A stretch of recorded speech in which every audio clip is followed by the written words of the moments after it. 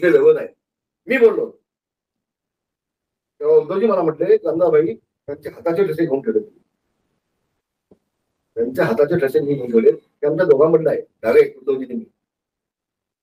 मग उद्धवजी माझा तुम्हाला सवाल आहे, त्या हाताच्या ठशांचा उपयोग तुम्ही कशासाठी केला ते आम्हाला एकदा सांगा.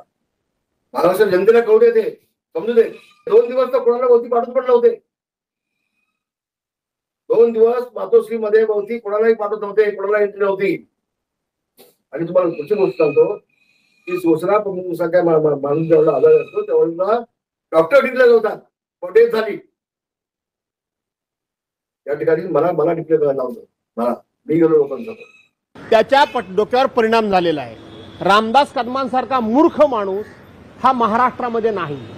एका बाजूला आम्ही शिवसेना प्रमुखांचे भक्त म्हणून सांगायचं, आम्ही शिवसेना प्रमुखांचे शिवसैनिक म्हणायचं आणि त्या शिवसेना प्रमुखांच्यावर अस्लाद्य टीका करायच्या, अशा पद्धतीचे हे रामदास कदमांसारखे बामदास कदम.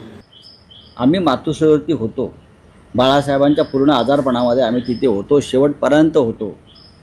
आम्हाला माहिती आहे.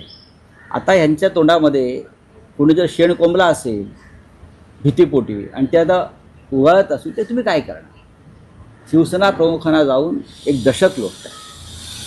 शिवसेना प्रमुखांना 100 वर्ष आता होत आहे आणि अशा प्रकारची वक्तव्य करणं हा, ज्या शिवसेनेनं तुम्हाला आम्हाला मोठं केलं, मी म्हणत नाही तुम्हाला आम्हाला मोठं केलं ज्या बाळासाहेब ठाकरेंनी, त्यांच्याशी बेमाने अशा प्रकारचं वक्तव्य करत